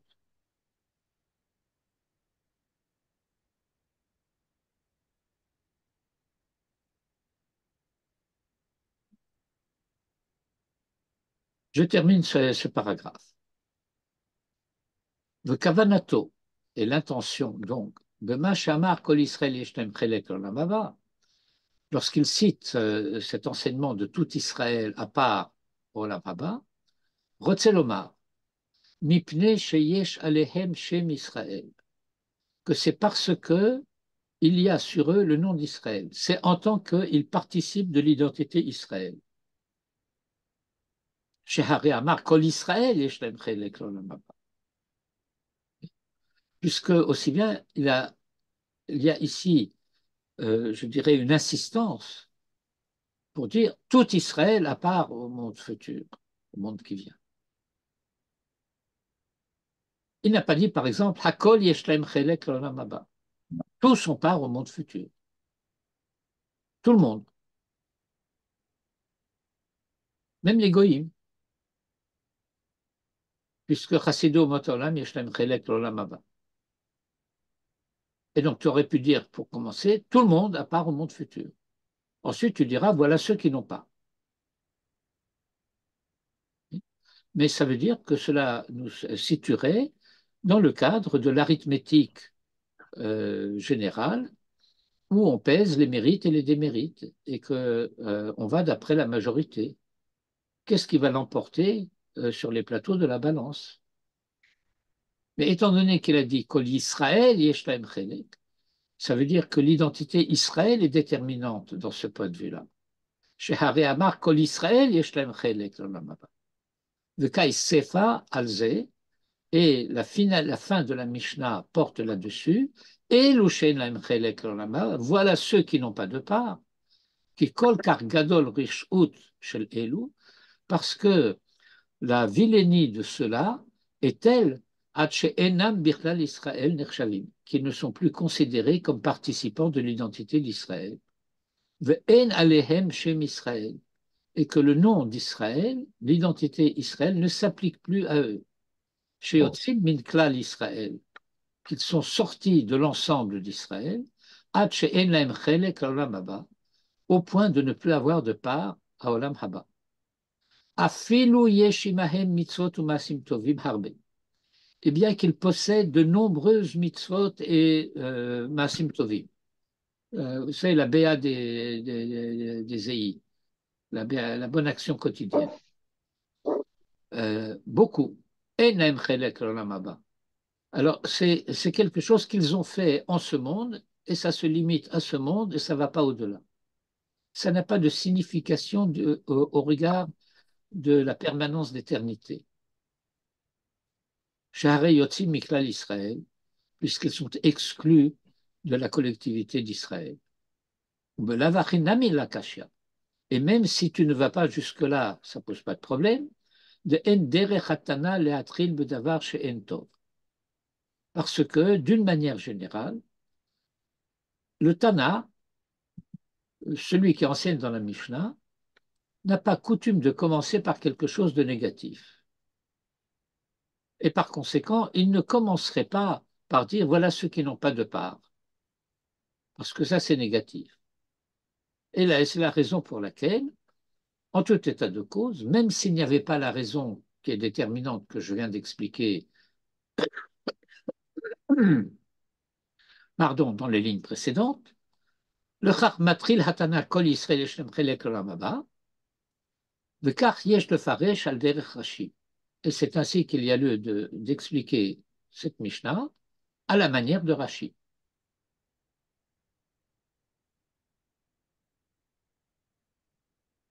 C'est clair tout cela? Oui, c'est clair. À une petite remarque. Vous nous avez expliqué Ones Lachamana Patre, et après, vous nous avez dit quelque chose qui allait nous surprendre. que quelqu'un était en quelque sorte celui qui disait qu'il ne veut plus faire partie du peuple juif, mais volontairement. Et comment vous avez expliqué, vous avez dit que euh, euh, il n'a pas la possibilité de se libérer aussi facilement que ça de sa condition juive, mais il y a comme une espèce de contrainte qui fait et qu'il n'est pas responsable de ce qu'il vient de dire. Non. Moi, comment dirais-je, euh, je n'interprète pas. Le Talmud a dit, celui qui dit c'est permis, on le considère comme un nous. Je n'ai pas dit celui qui dit qu'il ne veut pas faire partie du peuple d'Israël. Alors il a Ah, dit, je ne veux plus faire partie du peuple d'Israël. C'est son problème. Ça ne dépend pas de lui. Ça ne dépend pas de lui. comment ça dépend pas de lui? Par définition, ça dépend de lui, puisqu'il ne veut pas. Mais il peut ne pas vouloir. Je ne veux pas que la loi de la pesanteur s'applique à moi. Je veux que quand je saute par la fenêtre, je monte vers le haut. Pas pareil. Essaye, tu verras que ça ne marche pas. D'ailleurs, je vais vous dire, c'est d'ailleurs l'une des remarques qui a été faite une fois par Elie Wiesel à cet égard.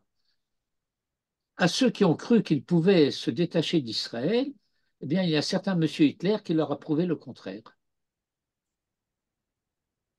Ça ne dépend pas de toi. Cela veut dire que les choses qui sont enseignées dans cette Mishnah, comme l'a dit le Maharal un peu plus haut, à la ligne 3, qui kolkar gadol rishut shel elu, que la scélératesse de cela est telle que ils perdent le droit à être appelés Israël.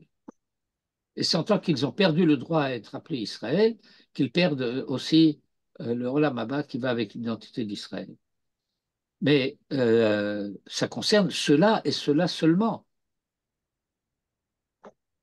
Je veux dire, et encore, la Gemara va être très précise à cet égard. Ce n'est pas simplement qu'on a fait une remarque en l'air, comme je l'ai répété, hein. C'est-à-dire c'est une profession de foi.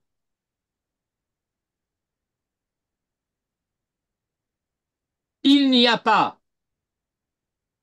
Pourquoi tu dis pas, tu dis il n'y a pas? Toute la Torah enseigne qu'il y a, etc. Moi, je vous dis il n'y a pas.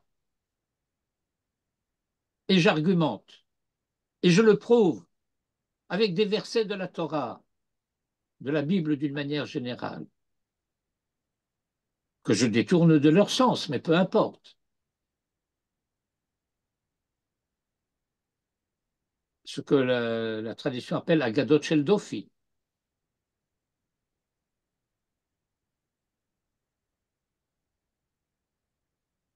des explications et des commentaires au Idiot. titre desquels Menaché va condamner son grand-père à mort et l'exécuter. Son grand-père, c'est Isaïe. Et Isaïe s'est réfugié dans un tronc d'arbre et on va scier le tronc d'arbre en deux avec Isaïe dedans.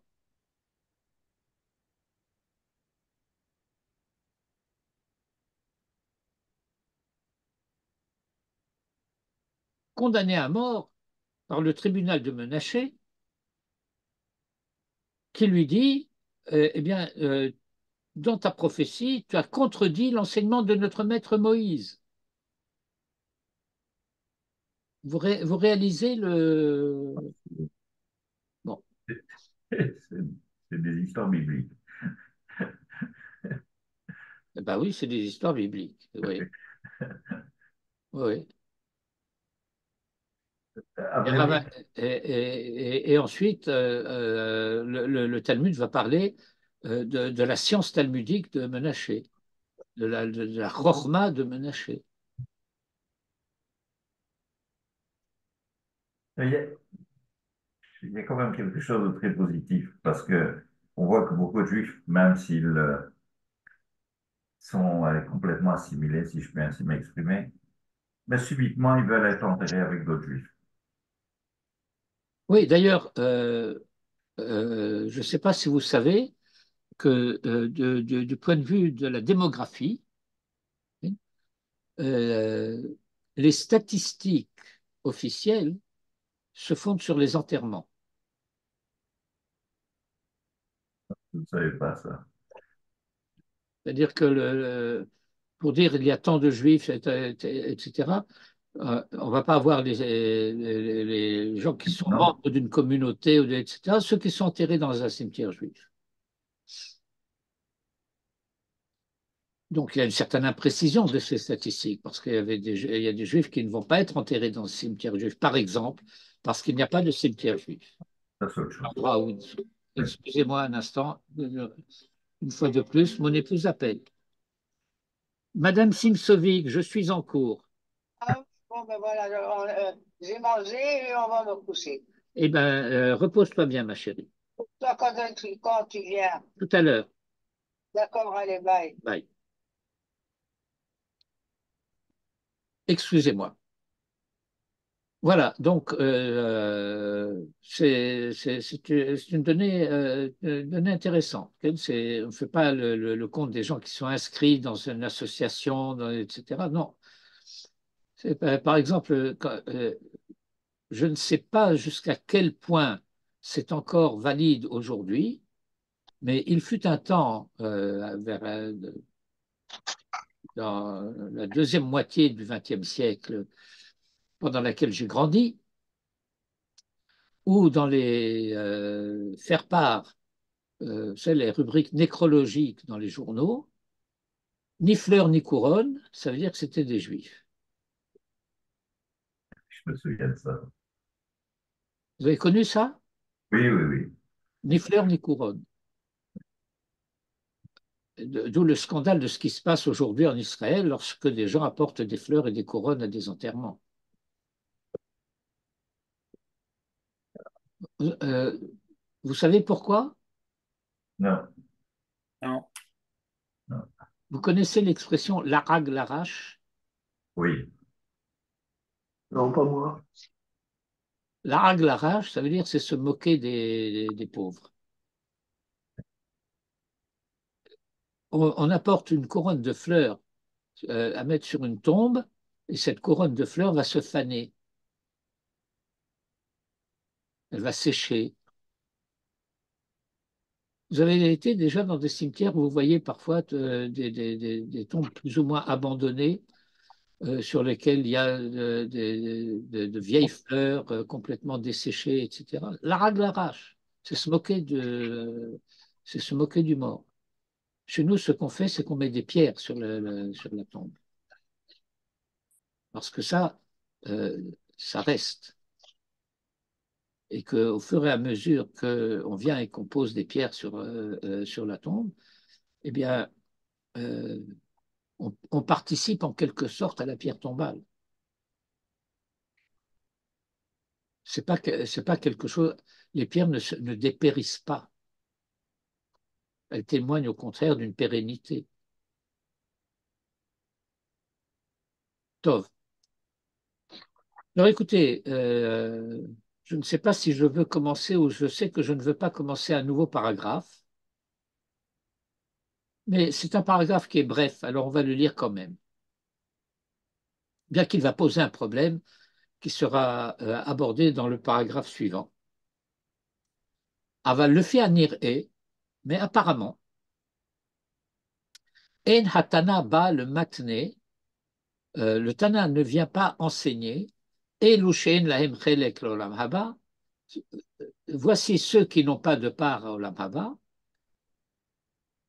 de la nafka mine basé le inyan dina, parce que cela n'a aucune implication juridique. Vioter nir'e, et il semble davantage, chez Hatana Balomar, ce que le Tana veut enseigner, Asher Chayav Mita, de Chol Asher Chayav Mita, Yesh Lo Chelek L'Olam Haba. Que, en réalité, lorsqu'il dit voici ceux qui n'ont pas de part au Olam Haba, Haomer et Torah Mina Shamaim, etc. Qu'est-ce que cela veut dire? Ça veut dire que tu aurais pu croire à tort que ceux qui avaient été exécutés par décision de justice n'avaient pas de part au Olam Haba. Et donc la Mishnah vient dire non, ne commets pas l'erreur de croire cela. Kol Israël, y compris tous ceux qui précèdent dans les chapitres précédents du traité de Sanhédrin, on part à Olam Haba. Pourquoi? Parce que ceux qui n'ont pas part à Olam Haba, c'est seulement ceux-là, et pas ceux qui ont été exécutés par sentence judiciaire. Alors tu pourrais dire pourquoi? Tu pourrais faire le raisonnement suivant. Étant donné que dans la Torah, les sanctions ne sont sanctions que dans la mesure où elles font un tikkun, par le fait qu'ils ont été exécutés par le tribunal, cette exécution leur donne droit à Olam Haba, puisque l'exécution les a en quelque sorte rédimés, restaurés, qui est Shlecha Mechila Kapara, et donc Ishtaim Chelek Olam Haba. Eh bien, non, c'est une erreur de croire cela. Ve'afilu, je suis à la ligne 11. Ve'afilu lo yad'u beddin. Et même si le tribunal n'a pas eu connaissance, ve'lo hayani donne la mita beveddin, et qu'il n'aurait pas été condamné à mort au tribunal, mikol makom yesh lo chelek l'olam haba. Néanmoins, cette personne qui a commis cette faute, qui l'aurait condamné à mort s'il avait été, etc., eh bien, il a aussi chelek l'olam haba. Ve'lo yomar. Ho'il vechata, étant donné qu'il a fauté. Suivez bien cette phrase, elle est très importante. Ho'il vechata, étant donné qu'il a fauté. Ou ben mavethu, et qu'il est passible de la peine de mort. En takanalo, alors il est foutu. Il est perdu. Et que celui qui se dirait, eh ben, étant donné que je suis foutu, alors, ertaod, qu'est-ce que ça peut me faire? Je continue à faire des fautes, puisque ça n'a plus d'importance. Je suis foutu de toute façon. Alze Amar, Kol Israël Yeshlem Chelek l'Olam Haba. À ceci, pour nous, tout Israël à part Olam Haba. Kacher En Rubo Avonot, que lorsque la majorité de ces actes n'est pas répréhensible, n'est pas fait de faute, chez Az Yeshlo Chelek l'Olam Haba, que alors il a part à Olam Haba. C'est-à-dire que celui qui se dirait, étant donné que je suis coupable et que je mérite la peine de mort, bien que je ne sois pas exécuté, j'en ai plus rien à foutre, je fais ce que je veux. Eh bien, tu fais une erreur. Pourquoi? Parce que aussi longtemps que tu n'es pas en majorité de fautes, ton olam haba, eh ben, tu le conserves. Et donc, ne commets pas la bêtise de croire que parce que tu as fait des fautes, eh bien, il te reste plus qu'à faire ce que tu veux. C'est une erreur. Voilà. Et donc, nous reprendrons Bezrat Hashem. Rappelez-vous de cela à la ligne 15. Ah, vous n'avez pas envoyé le texte, hein. Ouais. Je ne vous ai pas encore envoyé le texte, Ah, mais cela ne saurait tarder. D'accord. Après le cours, je vais vous envoyer le texte. Ça commence, pour reprendre l'expression de notre ami, notre regretté ami Arnold, c'est du costaud. C'est du costaud. C'est du Oui, costaud. c'est du costaud. Ça aurait été quand même bien plus simple de ne pas commencer par nous dire Kol Israël yesh chelek l'Olam Haba. Ça, je n'ai pas compris. Vous n'avez pas compris, on commence par nous dire que tout Israël a une part du monde futur, et puis après, on nous explique que, en fait, c'est tout l'inverse, hein. Oui, mais on nous explique que c'est une minorité extrêmement Minorité, réduite et, qui peut se mettre dans le cas d'avoir perdu le droit à s'appeler Israël, et que, dit le Maharal, en réalité, c'est un enseignement important. ce que Rachid nous explique.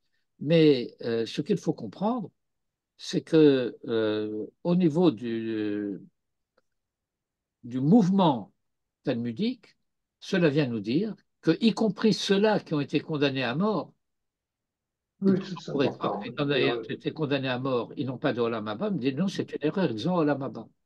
Alors tu pourrais dire, c'est parce qu'ils ont été exécutés qu'ils ont Olam Haba. Il dit non, même si le tribunal n'a pas eu connaissance, et que même s'ils ont été jugés et qu'ils n'ont pas été condamnés, il n'en reste pas moins que aussi longtemps qu'ils ne sont pas en majorité de fautes, de majorité de démérites, ils ont Olam Haba, de telle sorte que personne ne se dise je suis foutu de toute façon, donc peu importe ce que je fais, c'est pas vrai. Et Oui, pourquoi est-ce non, qu'il pourquoi là? Vas-y. ce que je voulais dire, c'était quand même bien plus simple. Il ne faut pas commencer par là, ou alors de rajouter une précision en disant tout Israël a droit au monde futur à la naissance. Non, Non, ou toute personne non. ayant une majorité de mitzvot. Ben alors encore une C'est fois, ça, à la alors je naissance, on reprends, est avec la alors je capacité reprends, d'avoir. non, non, j'entends bien, et l'une et l'autre remarque, et je vous rappelle simplement ce que j'ai longuement expliqué, enfin je crois avoir longuement expliqué au début de cette étude, euh, et que cette page de la Gemara de Kiddushin explicite que la tradition orale parle dans un contexte et que ce contexte implique ce que l'un et l'autre d'entre vous a dit et qu'il s'agit de restituer dans le raisonnement euh, lorsque le, comment dire, lorsque le non-dit du texte n'est plus explicite.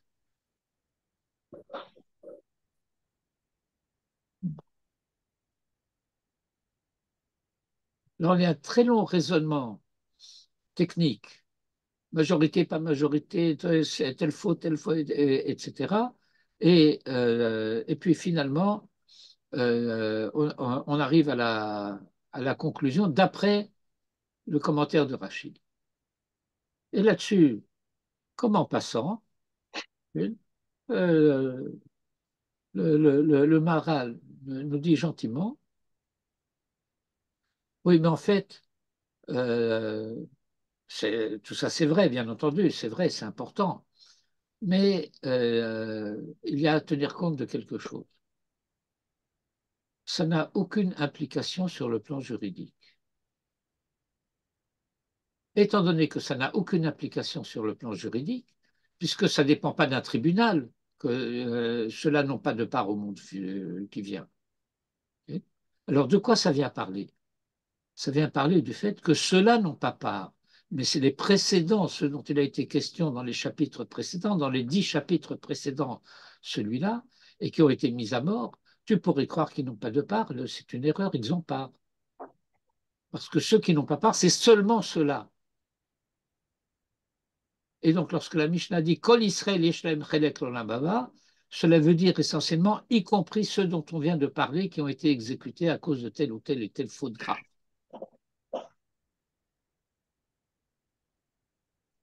Et que personne ne se dise, étant donné que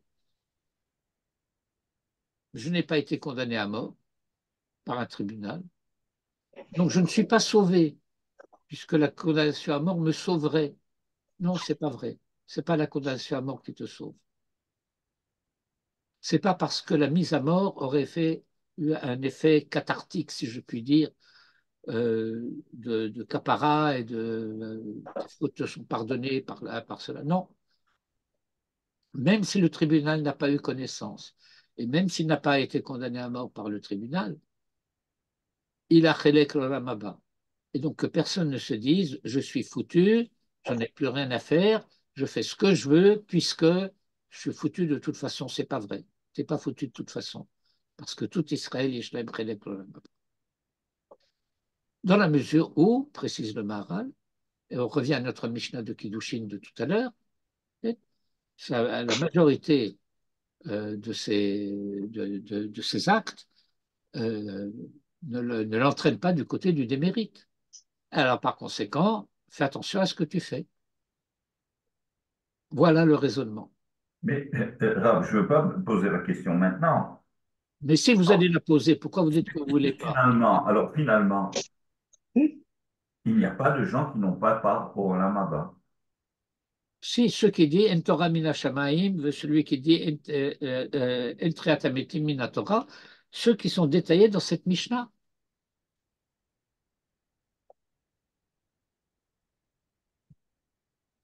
Mais prenons un cas, comment dirais-je, quelqu'un qui a violé le Shabbat en connaissance de cause, de Raïta, etc. Chayav Skila. Il est passible de la peine de mort par lapidation. Et il a été prévenu, on lui a dit attention, ne fais pas cela parce que c'est interdit et que voilà la punition, etc. Je dis, je sais, je le fais quand même, etc. Il est chayav ce qu'il a, il a été mis à mort par le tribunal, et ben il a Olam Haba.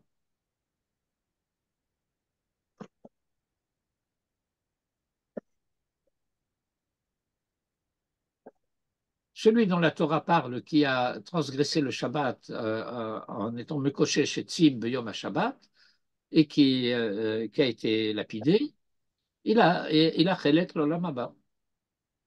Mais celui qui s'est trompé parce qu'il a mal lu la Torah et qui pense que c'est des Rabbanan, Triatamétim, mais pas d'Oraïta, lui, il peut monter et descendre, alors qu'il était honnête dans son raisonnement. Mais encore une fois, comme je l'ai dit tout à l'heure, on ne va pas priver quelqu'un de son Olam Haba parce qu'il a dit une bêtise. Non, non, mais il en a fait une profession de foi parce qu'il est devenu convaincu, mais de manière honnête. C'est pas. Je sais. Alors écoutez, la Torah ne Il y a des compte gens qui pas. se trompent Non, non, non, non, non. Enfin oui, mais vous devez faire attention sans à insister sur la forme pronominale. voilà, parce que nous avons le modèle euh, de, du Midrash qui nous décrit Moïse restant la plume en l'air lorsque Dieu lui dicte la Torah et lui dit faisons l'homme. Alors Moïse dit pardon, Chazor Shenit, pouvez répéter s'il vous plaît, j'ai mal entendu. Tu dis faisons l'homme au pluriel, mais tu donnes des arguments aux hérétiques. Et alors Dieu lui répond, Moïse écrit, et que celui qui veut se tromper se trompe. Et Manitou expliquait, ne se trompe que celui qui veut se tromper.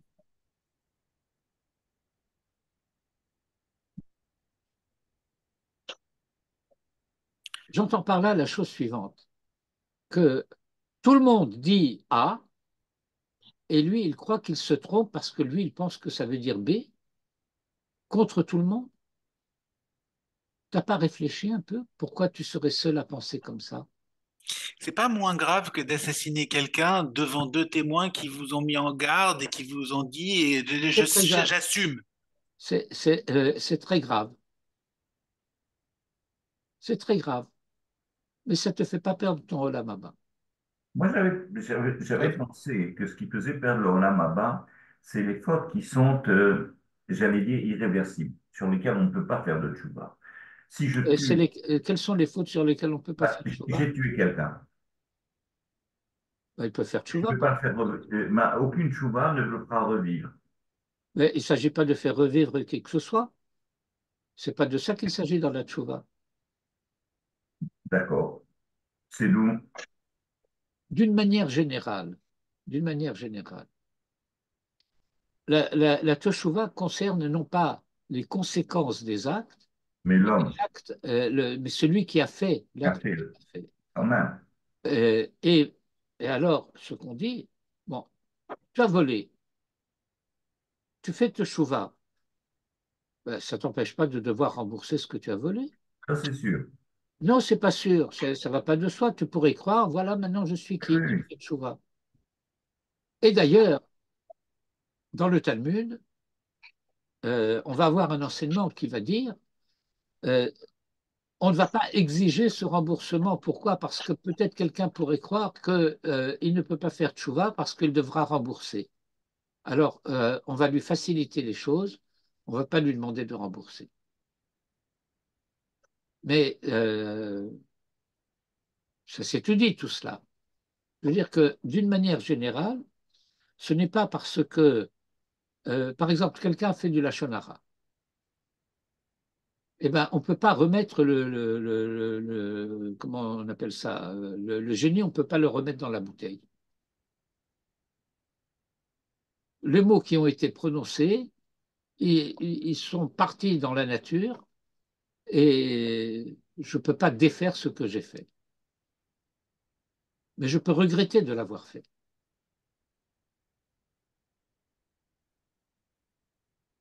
Et donc, encore une fois, la Mishnah est très claire. Lorsqu'elle dit Eluhen she'en lahem chelek, ça veut dire cela et pas d'autre. Et c'est très circonscrit.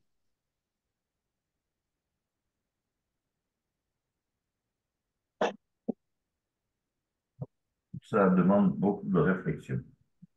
Oui, oui. Et puis on va voir encore des enseignements dans les Pirkei Avot. On va avoir des expressions dans lesquelles il dit Afilu yesh biyado Torah umasim tovim en lo chelek l'olam haba. Afilu yesh biyado Torah umasim tovim. Afalpi sheyesh biyado.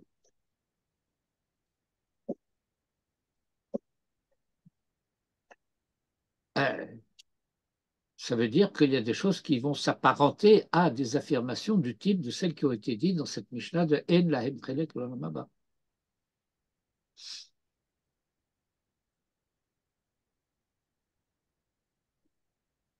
Et encore, on reviendra sur tous ces enseignements. On n'a pas fini l'introduction du Maharal Ouais.